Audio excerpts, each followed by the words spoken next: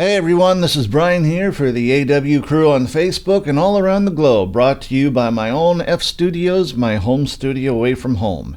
And this is the third video in the AW Dynamics series that I've been putting together for the crew, just to kind of hopefully explain, introduce, whatever kind of how the dynamics works on the AW4416, and hopefully, possibly, that would be something that could also be used to understand how they're set up in the other AW series that Yamaha created.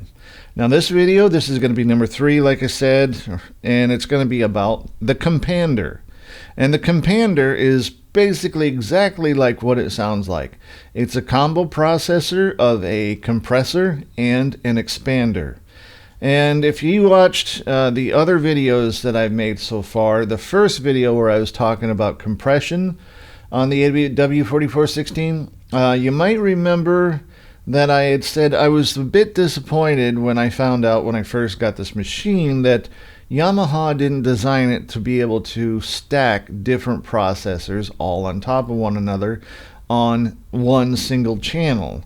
But the Compander processor is Yamaha's basically answer to that, in which they give you 2 processors in one. But when they're doing so, they kind of give up a little bit of more detailed control in their control scheme than what you would have in your single processor, single dynamics processors. Now currently, I am running through the Compander processor, but it's turned off, and I have everything on it reset back to basically 0. The only other processing I've got going on is the stereo out has a gain boost on it, so it can boost my volume or my output volume up to around about -8, -6 dB, somewhere in that neighborhood to start with. And I'm not really doing anything special outside of that. I'm not hitting it really hard with a limiter or anything. Just enough of a compressor that it isn't going to clip the signal coming back into the DAW, where I'm going to actually add the audio here that I'm processing back to the video itself. Okay, so with that being said, what is the Compander? The Compander is simply an expander and a compressor put together. It's put together in a manner that the signal flows into the expander first. That way you could use it to increase dynamic range and clean up any unwanted signal noise in the background to the best of its abilities anyway. And then it gives you that part of the Compander, or the part of the expander where there is no processing whatsoever. And then it gives you the compressor right at the top stage. Now the way it looks though, its control scheme is a little bit different than what we've seen with the other previous 2 processors. You still have threshold, you still have ratio, but now we have the width control based on decibels. We still have the attack, we still have the release, and then we have the output gain. There is no knee control, but you might actually expect. So right now, like I said, I've got it turned off, so you can pretty much just hear all the background noise and everything in this room. And you can hear like the low rumbles from the vehicles outside down farther away in the yard where the traffic is. And this is all kind of stuff like if you're in a regular studio environment, no matter how much you may isolate everything, no matter how much you may insulate everything so that there's no soundproof, there's still going to be certain things that could still come through and get into the microphones. Like especially if you're recording some really quiet music or acoustical stuff. I want to say an example is it's off of some old Ozzy albums. I can't remember which one at the moment, but it's Randy Rhoads practicing an acoustic piece, and he's going through several different stages. And I don't know if they actually are in a studio or if he's just practicing this at home on a personal recorder or whatever back in the day.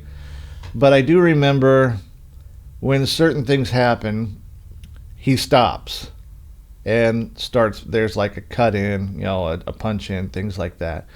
And one in particular is he's doing his thing, playing this out. I think they're actually recording at the studio. And you still hear the jet go overhead. Even though it might be enough a ways up there where they're supposed to be, you still hear it. And yet he actually stops in the process and he says, jet. And, you know, essentially, you're not going to get rid of all that noise even in a professional studio. Okay? So some things that can come through are going to be things that you're just going to have to deal with, whether you're going to have to punch back in and redo the recording in those spots, or if you're going to be able to use processors such as expanders, companders, whatever else, to help mitigate the background noise so that you don't have to worry about it, and whatever may be remaining is basically mitigated. It's washed out to where you can't hear it by the actual music that's being recorded on the microphones. So let me bring the camera over here and let me show you exactly the control setup for the Compander here on the AW4416. Alright, as I've said, I have this processor turned off and everything is set right back to 0, or as close to being off as we can say, you know, as we can claim it. You have your threshold control, the ratio controls. There's the width control based on decibel level, the attack, the release, and the output gain. Now these things work a little bit differently than what we saw in previous videos of the other two processors, the regular compressor and the expander. And I'm going to try to show you how things change based on the graph here. Maybe give you an idea of how it's affecting the vocals, because I'm running my vocal chain through this right now. Alright, so let's go ahead and turn it on. This is on, and from the sound of things, my voice is being allowed to come through, but it's also being cut out a bit. So I'm going to go ahead and change the processors here, or I'm going to change the parameters on these controls and just show what's going on here, okay? First, let's start with a threshold.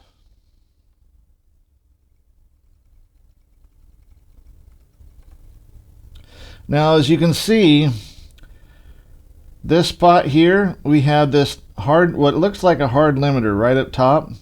This is probably right at 0 dB. I'm not 100% certain. But then we have this section right here that's coming out as I change the threshold. And this is like the unprocessed section we were looking at, the expander format, the processor by itself. And then this is the expansion, the tail end. And as I drop the ratio down, you can see not only does it come down in lower levels, I should say drop the threshold down, but it's also moving to the left of the graph. So it's becoming more in line with a 0 dB setting. So if I can go down to minus 54. So it's still giving me a little bit of an effect with the expansion there, but most of this is untouched until you get to the very top, which I'm pretty sure that's going to be where 0 dB is supposed to be represented on the graph, at which point I will have a limiter on my compression side. Now, let's see if I can do some other changes here. What happens if I increase the ratio? Uh-oh. Now see, the ratio is changing how this slope works. Increase the ratio, my expansion is actually coming up louder, and the area of information here is starting to be pulled down. And that means that section is now becoming compressed. As it's being compressed, this is also showing that the audio on this side is being increased, even with the expander in place. And it doesn't get increased too much. Once I get past a 2-to-1 ratio, this left side stops increasing, but now you can see we're getting even more compression. And the train once again is going by behind me. More compression, more compression, more compression. I don't even know if you guys can hear me anymore. And it compresses down to 20 to 1. So it compressed down to 20 to 1, and it made things really quiet doing that. You barely could hear it. Now we can hear the rumble of the train behind me. Let's see if I can adjust the threshold now. Now pulling the threshold back, let's say 21 dB, minus 21 dB. So I have the expansion here. Then I got a little bit of a compression and a limiter right there. Okay? Let's go ahead and increase the ratio again and see what that does.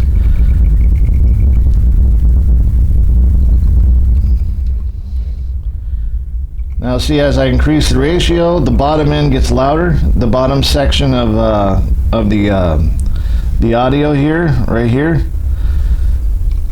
Pull it back out, it gets quieter. Okay, so that's affecting both the expansion and the compressor. You notice that the train got really loud and rumbly when I was doing that. Okay, so we're increasing the volume and we're increasing compression at the same time with that. So let's leave it somewhere in this range. And now let's play with the width.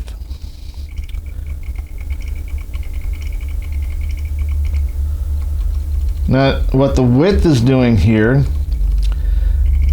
it looks like it's given me the area under the compressor where I get no compression, but let's see if that's true. Let's change the ratio.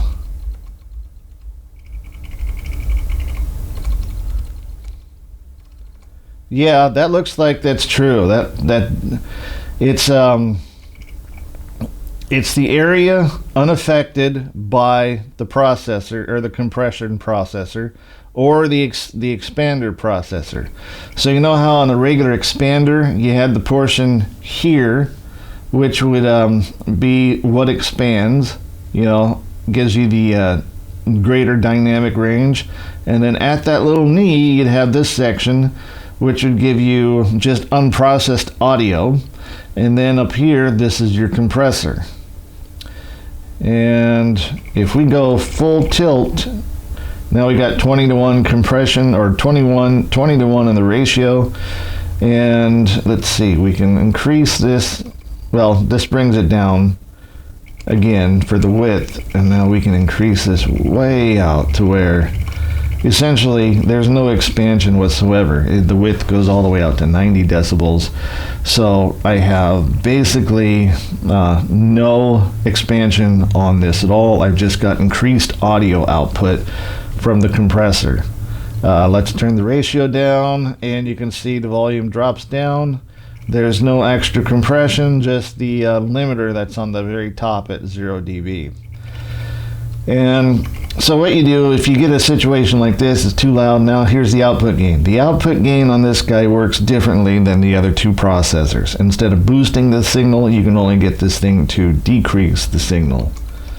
So it brings the signal down into a more manageable level. But I'm just showing you the extremes right now of how this thing works. Let's try and see if I can just make this thing sound better overall. I mean, it may be kind of hard based on where I'm at, what I'm working with, but we'll give it a shot, see what happens. All right, so let's turn this back down to 1 to 1. Let's give it some expansion. Maybe a tack time here. Maybe a bit of a release time here.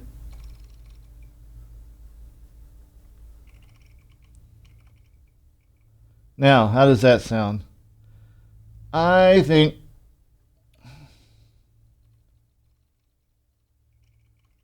I'm still not really happy with the amount of noise that I hear. But then again, I've got things turned up quite high in my earbuds.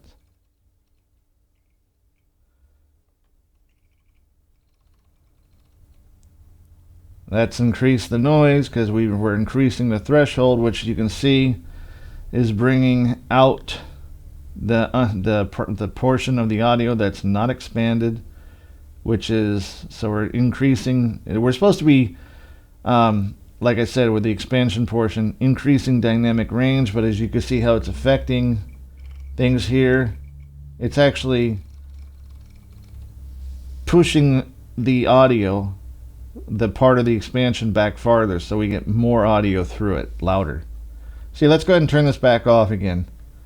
This is without anything turned on, and this is with it on. So we're not really hearing much of a difference at this point, right? Turn the ratio up. Okay, things are getting louder, but we're also getting some more compression, okay? Turn the width up. And now it's getting louder, it's getting unaffected. Maybe now we can turn the gain down. Do you still hear me okay? I mean, if I'm right in the mic, this is getting a little bit better while I'm talking, but there's still quite a bit of background noise.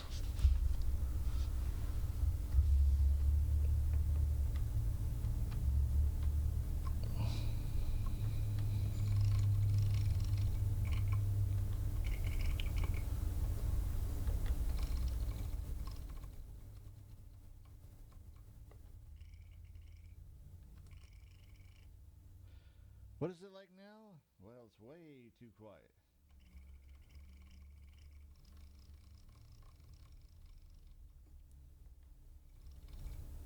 Hello, everybody. So this is a little better, okay? At least for the voice. We can turn the output gain back up, but I still hear enough noise in the background that on an acoustic setting, I probably wouldn't be happy with this. This would probably be better if I had a unidirectional microphone in play instead of the bipolar direct microphone I have right now. And of course, then I'd also be recording much more closely to the signal source than where I'm at now.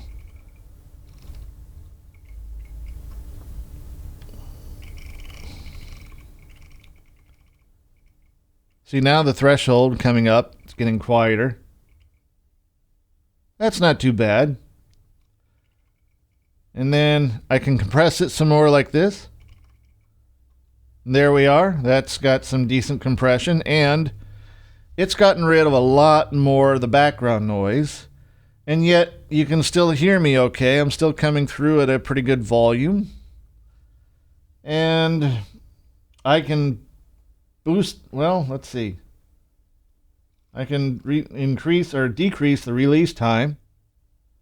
So now I don't hear when I stop talking, I don't hear that the audio or the background noise is loud and then coming down. Let's see, I'll just put it down to 6. Okay, that's a little too much. But somewhere in this neighborhood, this is pretty good here. Let's bring down the attack time. We're getting better. Definitely getting better. Yeah. And we can turn the volume up a little bit too.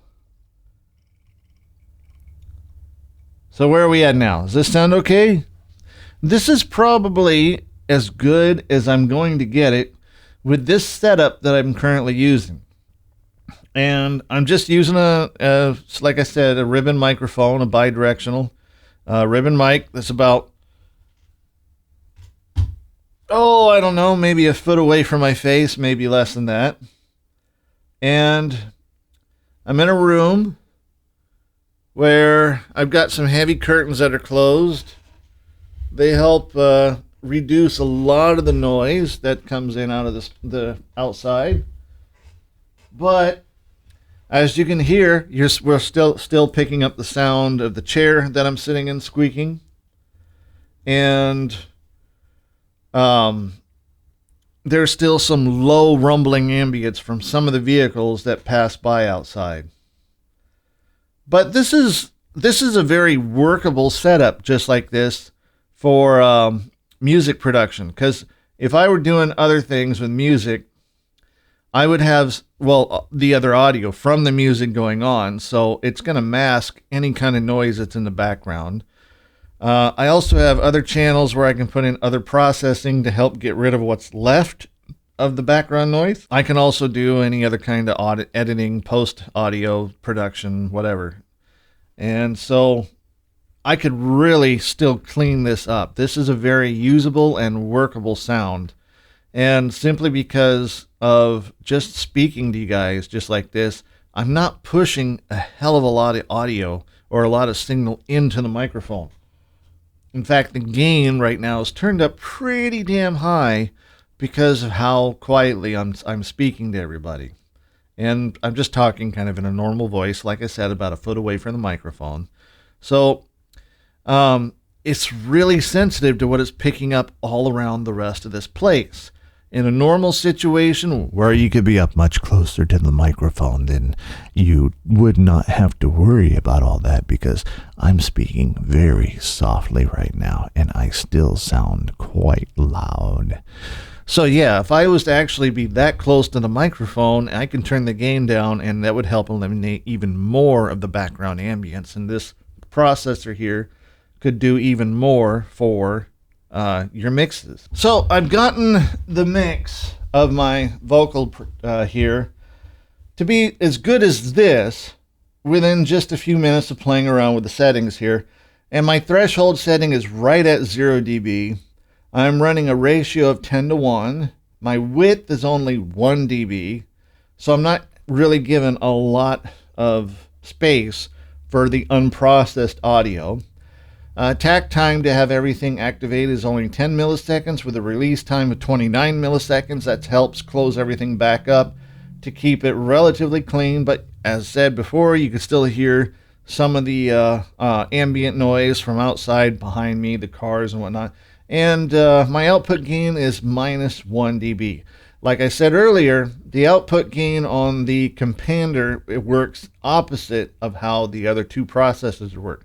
It doesn't boost audio, you use it to reduce audio. So maybe I'll just play around with this just a little more, see what happens. Let's go ahead and push a bit higher on the ratio, see what happens to my voice now. Okay, this is 20:1, so that's all I can do. I can jump from 10:1 to 20:1. Not a lot of difference there. Let's open it up now. Okay, as I open up the ratio, you can hear that my voice is getting softer. My output is still roughly the same. I'm still running about minus 6 dB there. And still on the DAW, I'm still hitting just under minus 18 dB. So that still sounds okay. And now with a ratio of simply just 1:1, I am still hitting about 6 dB here, and just shy of minus 18 dB there on the DAW. So what that's showing me is that I'm pretty much working within the limits of how I've got everything set up. Maybe if I turn the gain down on the preamps, I could change things there. But the way I have this routed, I don't really want to mess with it. The preamps is running into the DAW in a channel that's about minus 18 dB, the way it's set up here. That's being output into the AW, into one of my inputs, my secondary cards on channel 9. So input number 1 on the second second 80 MY8 8024 card. That's channel 9, and then that's coming back out into as stereo from the master in auxiliaries 3 and 4 into the interface again, back into a stereo track on the DAW, where I've then set levels so that the output would still hit about minus 18 dB. I'm going to decrease the threshold again. Right now we're at 0 dB.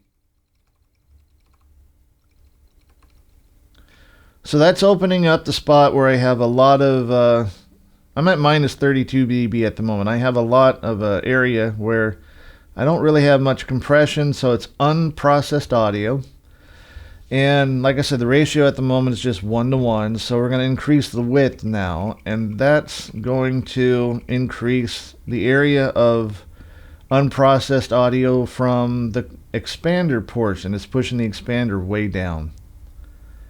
And if I decrease this audio, I've decreased the output gain now by minus 18 dB, and you can still hear me just fine, but I still hear all the background noise. I still hear the vehicles going by. Let's go ahead and increase the ratio. There's the compressor coming in.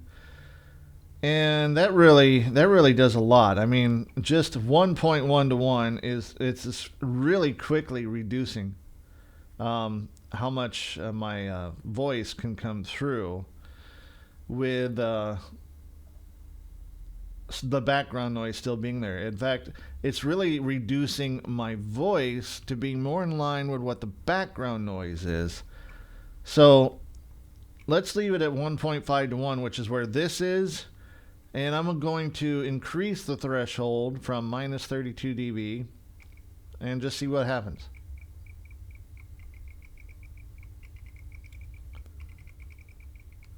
Okay, we're back at 0. And it's still picking up a lot the background noise with this ratio of 1.5 to 1.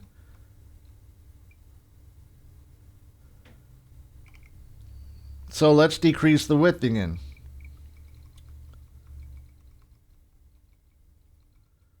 Okay, so now, once again, we're getting into the area where the width is becoming more and more an expansion side instead of unprocessed audio. And we can hear that it's really reducing the background noise. I'm now at 12 dB width. Down to 4 dB width. This is sounding all right. And let me boost the output gain back up. It's currently setting at minus 18 dB. Now we're at minus 5 dB. 0 dB. So it brought up the noise floor a little bit. And it made me a little bit louder, but it's not a whole lot. This is something that can definitely be workable within the mixing environment. Now let's go ahead and increase the ratio a little bit more.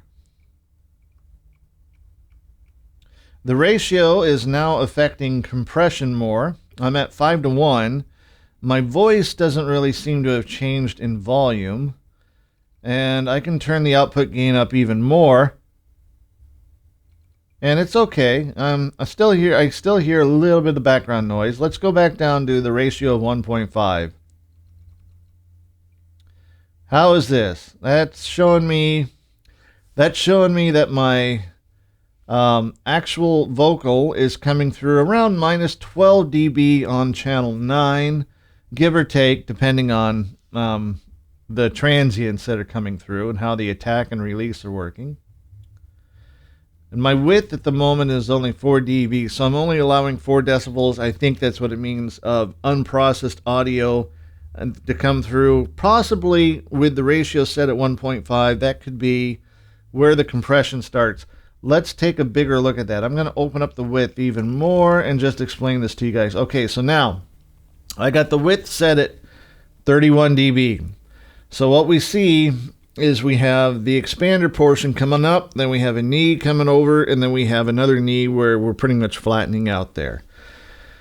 Now on the regular expander processor, you'd see that on the graph, the audio coming up, not at 45-degree angles, but a little steeper. This is showing you that you have expanded dynamic range from the actual reduction that's happening.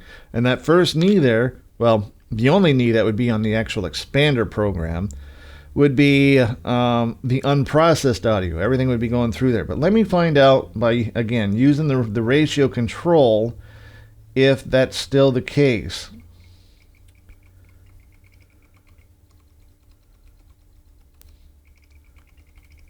For the most part, yes. Okay, so here's what I got. With the ratio control, that first knee is at 1.5 is sitting, I don't know, somewhere like at a 45-degree angle, okay? And then as I increase the ratio, the expansion is now boosted a little more, comes in a little steeper.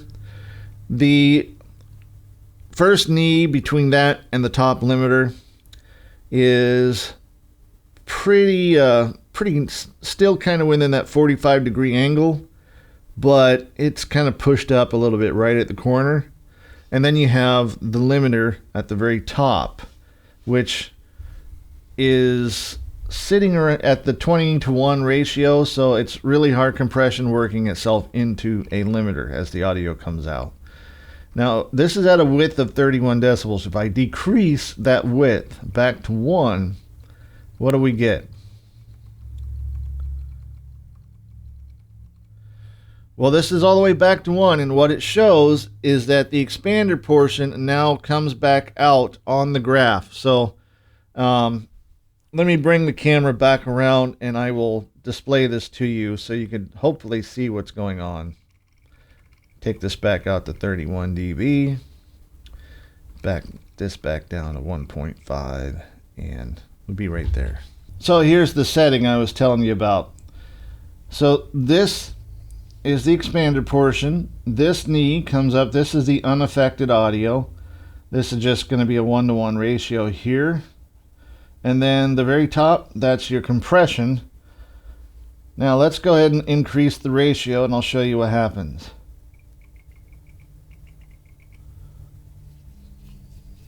You see that?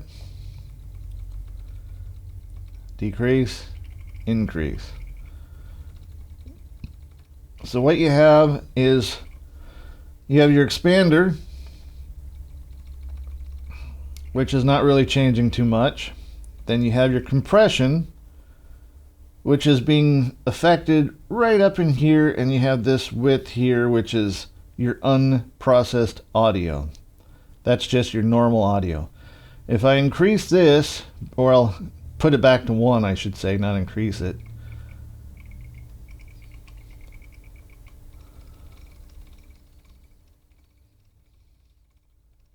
Then it takes away the width of the unaffected audio and gives you more expansion up to the compressor.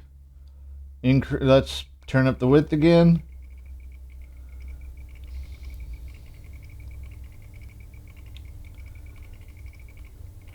Now see, essentially this is just compression. So let's go ahead and go back to 31 where we started. And then we're going to mess with the threshold. We're going to bring the threshold down. And now you can see the compressor is coming down. We are pushing the expander out to the left over this way. And that is increasing the volume and increasing the compressor as well. So the compression effect. Bring it down more and more and more. Okay, now we're getting pretty heavy in compression stage here. Okay, so bring it back up. I don't really need it that way anymore. Let's go ahead and lighten this up a bit back to the 1.5 to 1. Now let's go ahead and turn this down. Okay, so what do we have? It's visible at minus 24 dB threshold what we got going on here. We have the expander portion, this little bit right here. We have the unaffected portion, this little bit right here. And then this little bit is the compression ratio and then a hard limiter right at the top.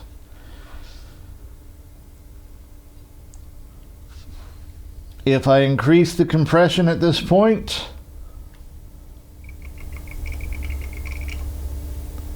see what happens? I'm sure that's the compression, that's the ratio. It's pulling that. Now we have no compression except for the hard limiter right at 0 dB with just a hair of expansion down the very bottom. So there's a little bit more compression, more. And so you can see as I'm turning the ratio up, it's compressing more and more, but it's also increasing the overall volume because of how it's affecting where the expander and the non-process audio is sitting within the input-output graph there. So that's why this guy is used to reduce gain and not increase gain. Okay?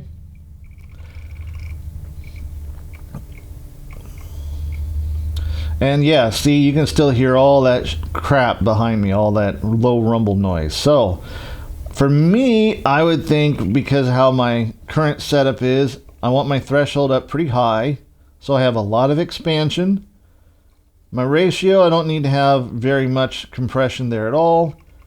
And I'm going to reduce the range of the width so that it gets rid of a lot of that unprocessed audio, and we just hear mostly the expansion part of the processor, where I'm getting increased dynamic range and we're getting rid of a lot of the background noise. Now, if I increase the ratio like this, I get harder compression, but because of where it's at or how far up the graph you would see here is, it's not really affecting too much of what I'm doing. So that's basically how this processor works. It's not going to get you as clean as the standard expander will. It's not going to give you the same amount of control over compression as the standard compressor will. But it is a combo processor that will give you both processors in one. The expander and the compressor are probably the most used audio processors in the industry. And then the others that are on there are just used as needed here and there. Now, could be wrong. There's the gating processors and things like that might be well used quite often as well. But, for our purposes, for what this is about, the expanders to increase dynamic range and help clean things up, as well as compression. Everybody uses compression, it seems like, no matter where you go. Audio compression is in music, it's in narratives, it's in talk radio, it's in so many different things. And so yeah, those two processors are probably, in my opinion, the most utilized processors, and Yamaha gives us a processor that combines them both together, so you can try to have both useful on a single track that you are recording at once. Now I'm going to do something here. I'm going to load up one of my old songs from Hard, Heavy, and Loud. I got the discs all in there to load up the multi-tracks. And I'm just going to pick a song and play with it, and with the Compander on maybe like the drums or something, just see what it does, see how it turns things out. So let's go ahead and check that out. So I'm going to load in the data disc for my song Lost in the Dark. This album that this song is on is recorded at 24-bit 48K. And the drums on this were recorded with several mics. I had two overheads to catch the stereo separation of the cymbals, the drums. I had a snare mic, just a top head. I had a kick mic, and I had close mics and all four toms. The overheads were their own two tracks. Snare and kick were their own two tracks, and the toms were submixed into two tracks for the four channels. So I got 8 tracks just for drums, it looks like. So we're going to load these in, and we're going to use the Compander on the drum tracks just to see what it can do, because when I mixed it, everything was left open. I allowed the bleed to come through all the drum tracks. That includes the tom tracks going wong, wong, wong every time I hit the kick, okay? You don't have to do that. You can clean this stuff up, and this is one of the processors to do it with. So yeah, let's go ahead and find out how things are working here. So I'm going to go ahead and open up the CD-ROM drive. Restoration. Gonna hit unload. Oh, the drive's not selected yet. I got it set up on a different drive. Okay. Alright, now it's switched over. Let's go ahead and hit unload. Disk 1.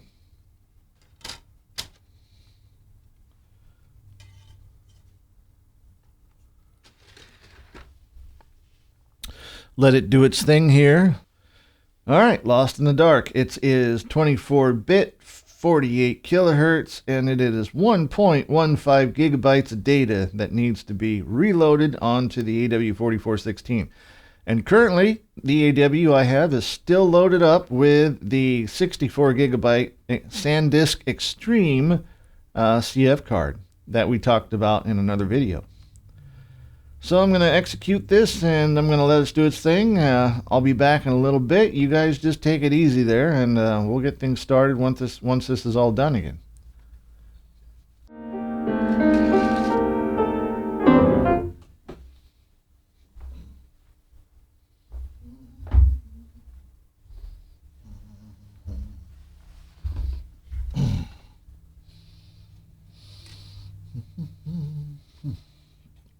Disc 2.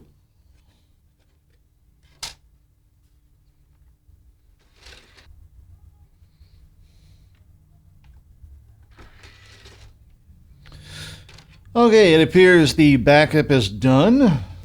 I'm going to put the discs all back now. So anyway, I am going to leave the AW's, the processors from the AW for the voice here turned off.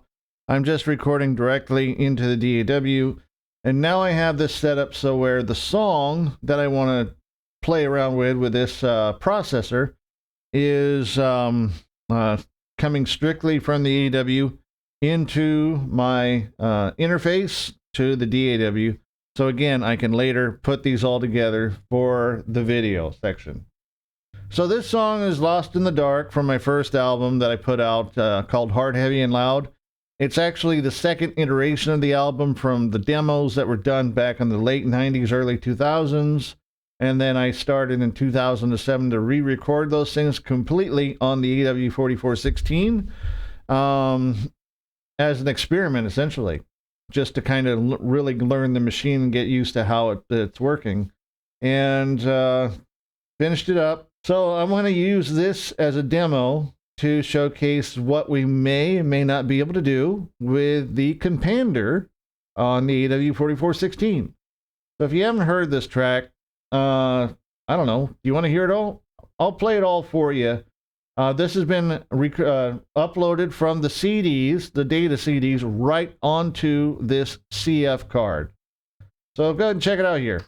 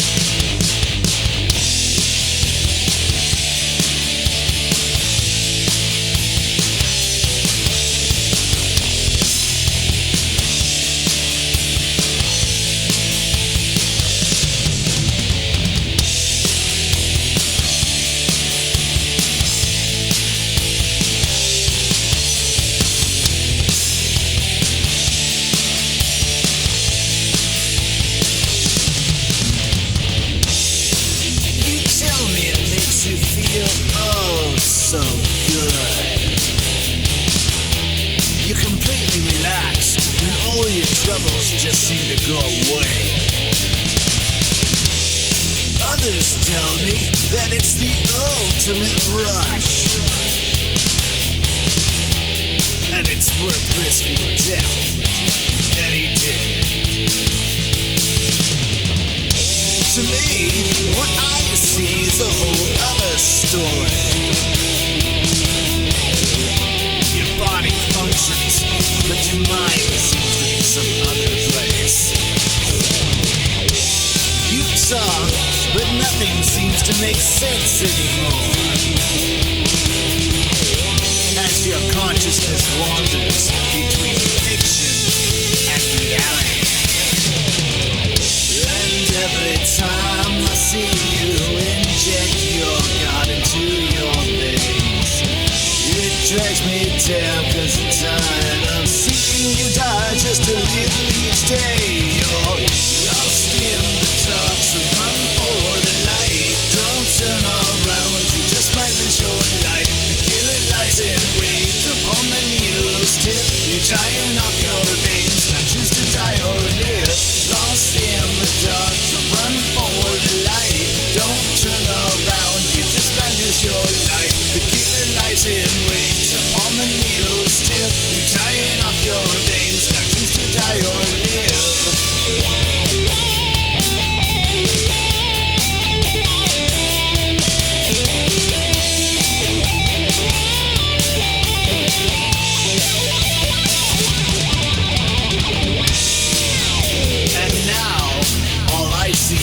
Shell of a man. As your body quivers down the ground, ha! I'm almost tempted to laugh. As death's hand is clasped firmly around your soul, all I can do is hope that your life was actually fun, and that you actually achieved all your life's goals. And now that I place you deep down within your brain, imagine you as a human pincushion, thousands of IVs stuck within your veins. And with one last stroke, I finish your epitaph. For future worshippers to read what I said to you just 3 years past. And with those words said, I leave you to rest in your cold, wet grave. And down in hell you realize the price for this pleasure is to be enslaved. You're lost in the dark and run for the light. Don't you turn around and you lost your life. The killer came to your door and you let him in, so he took your soul. Now you pay for your sins. Lost in the dark and run for the light. Don't you turn around and you lost your life. The killer came to your door and you let him in, so he took your soul. Now you pay for your sins.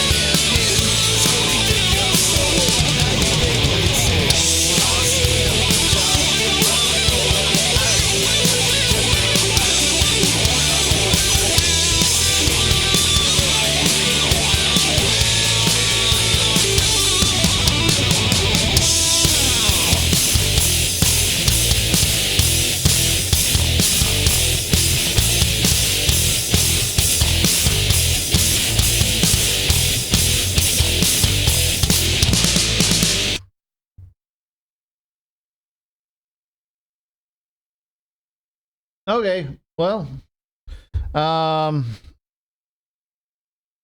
basically, that's the whole song there. You know what? You guys might be interested. Don't know if you will be or not, but let's do some jog shuttling here because people go, "Oh, you can't do that with the CF cards." Well, here I am, Mr. Extreme, one end to the other, back and forth. Oh my gosh, it's just doing what it's doing, and it still hasn't frozen up yet. It's just working like it's supposed to. Let's do a slow one. That's slow backwards. Let's do slow forward.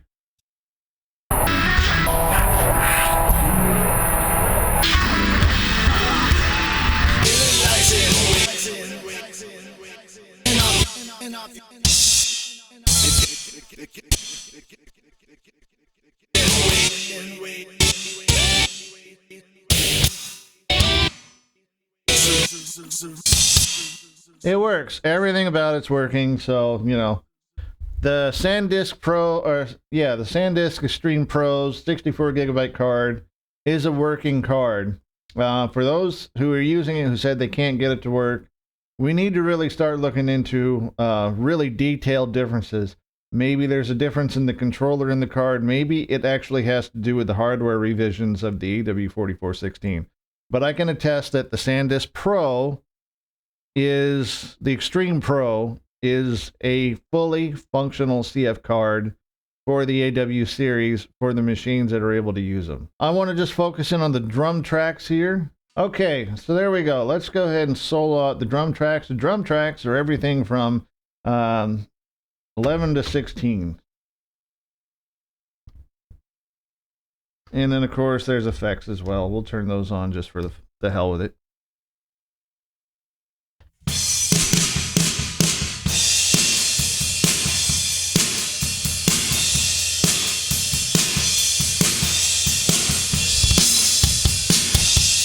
There we go. That's all of them.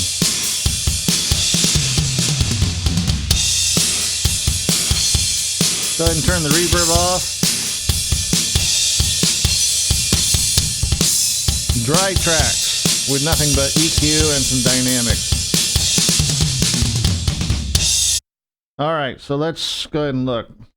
Currently, I have a limiter on the kick. I have a limiter on the snare. I have a limiter on the toms, and I have what looks like a gate.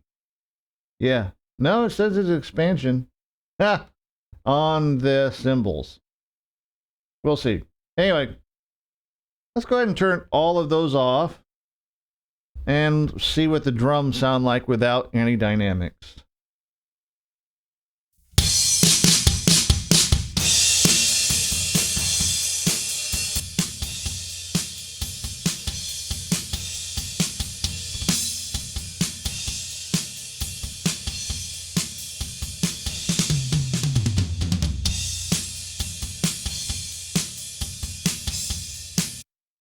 That's the drums with no dynamic processing, just EQ. All right.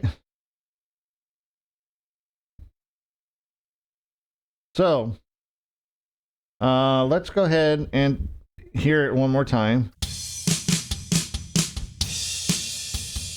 Now, this is completely open in the recording and the mixing. And there's no gating now or anything like that on these drums. You can hear the toms coming through as the kick is being hit. Let's turn the toms off.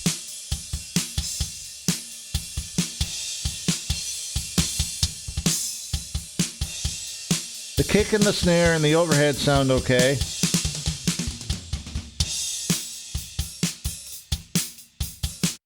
All right, so let's just listen to the toms.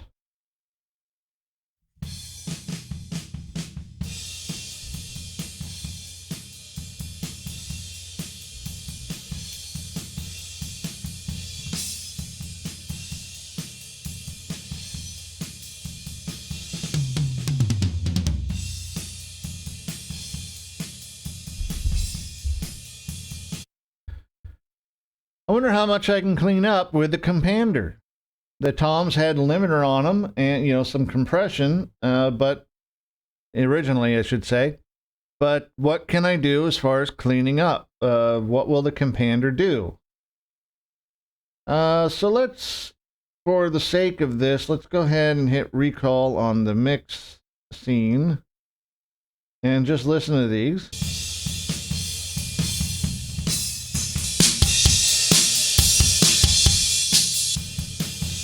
Okay, so I'm going to work on this here. We're going to switch this over to a Compander. Should I start it as a hard Compander?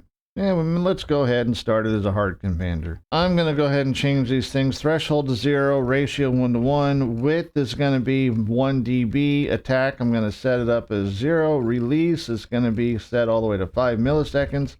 And output gain is 0 dB.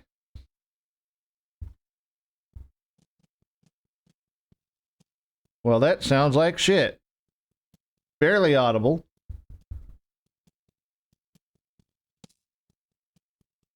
So I'm going to start with increasing the width. Just see what happens.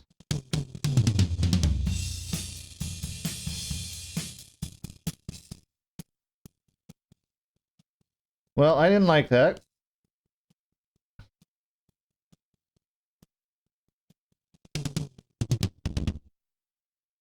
I'm going to start right back at the beginning. We'll see if there's anything I can do to get rid of that noise.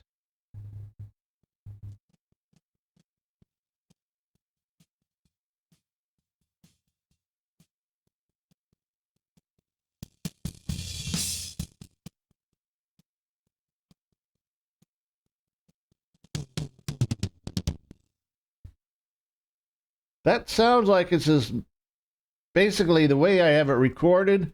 With a Compander, it's going to get rid of that. It's only going to get rid of that much.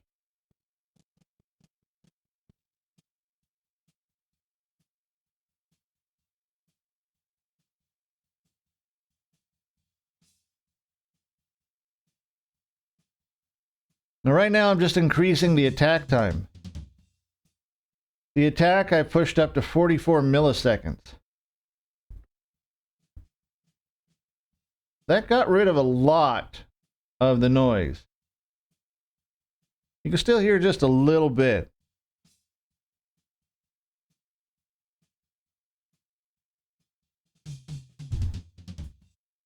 But now the toms aren't coming through at all. So let's see if that could be changed. Let's get it up to the tom roll. And we'll see what I can do with it. Okay, so I've got the tom roll set up with an AB repeat feature. We're just going to see if I can actually make the tom stand out with just the Compander without having to do anything else. Hopefully it won't make the rest of the background noise apparent after this. But we'll find out. Check it out.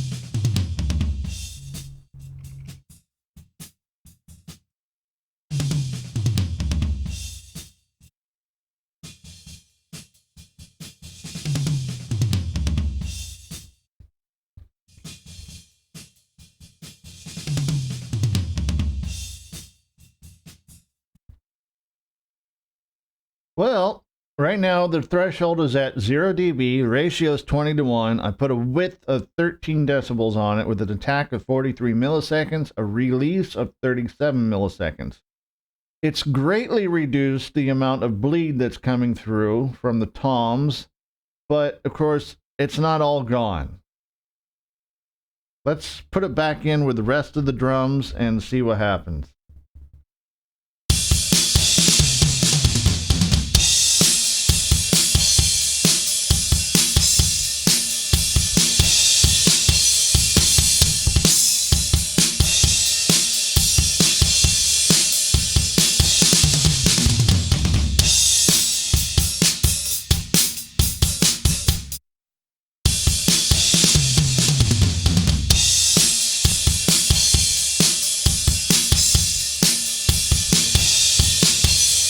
Okay, so here's on.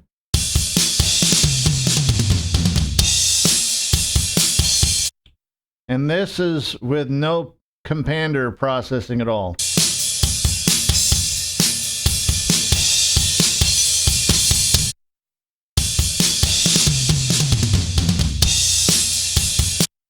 Try it again. On.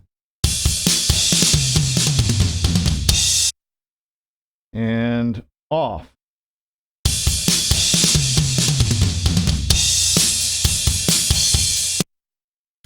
Now, see, it did change things a little bit. I mean, it does actually make the toms a little bit tighter, okay? And a little bit cleaner in the overall drum sound.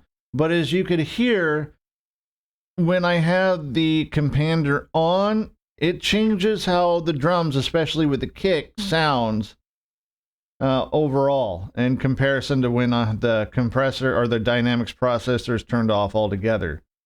Take a listen just for that. Here's with the Compander turned on.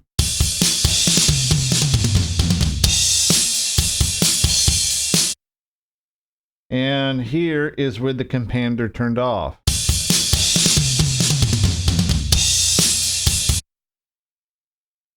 The kick sounds fuller with the Compander turned off. Now, the reason is because I mixed this originally with everything open. There was no gating, no dynamics like that at all. It was just all hard limiters on the drums, and everything was blended in with EQ and stuff so that it would all complement. Because when you have the kick coming through other microphones and you have the bass turned up on those microphones like I do for these toms, the toms are EQ'd at a low shelf of 125 hertz plus 10 dB. Okay? The kick is EQ'd with a Q of 2.2, 70 hertz frequencies with another 9.5 dB. Those are combining together. The toms frequencies are combining together, and the kick frequencies are combining together with the toms to increase that overall frequency range there. So it makes the kick sound more boomy and more prominent since everything is being mixed open. No gating, no expansion happening there originally. So now when I use the Compander to not just compress the toms, but also to clean up the lower audio to try to get rid of it altogether so that it's almost gone and only the toms themselves come through when they're hit. It changes the I was going to say dynamic. It changes the dynamic, but I'm not really wanting dynamic. It changes how the kick sounds because now the frequencies that the kick was mixed with through the tom mics are gone. So it's no longer adding into that low end frequency right there for the kick. So you gotta, I guess when it comes to mixing, you make a choice, you know. Do you want it to be it's like everything is just is bleeding through, there's cross bleed everywhere, and you mix it like that, or do you want everything to be completely crystal clean and clear? So anyway, just for the purpose of this video, since we've been talking about it's about the Compander AW Dynamics, let's go ahead and just run this track through some more and see what we got here.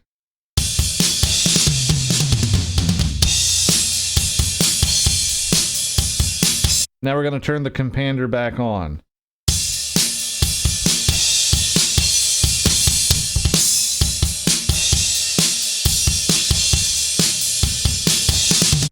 It's even affecting the width of the snare. The snare with the Compander set up on the tom tracks makes it sound more narrow, centered. With the Compander turned off, so that the tom tracks can bleed, the mics bleed through, and everything comes through, the snare sounds wider.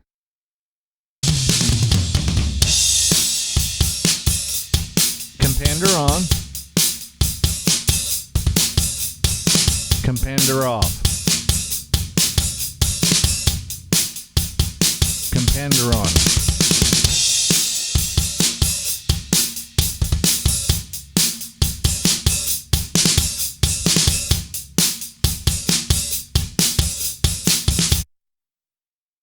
I wonder how it changes the overall sound of the mix. Let's see if we can find out.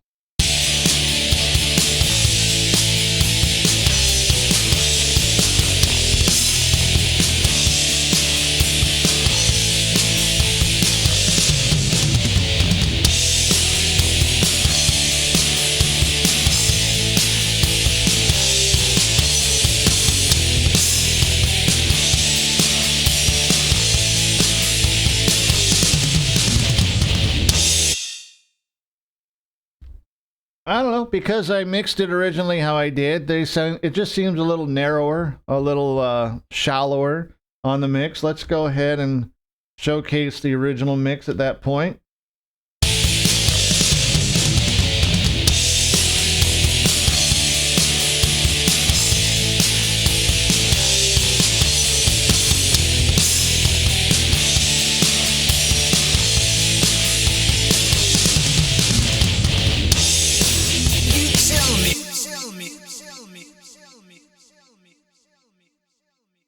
Yeah, you tell them.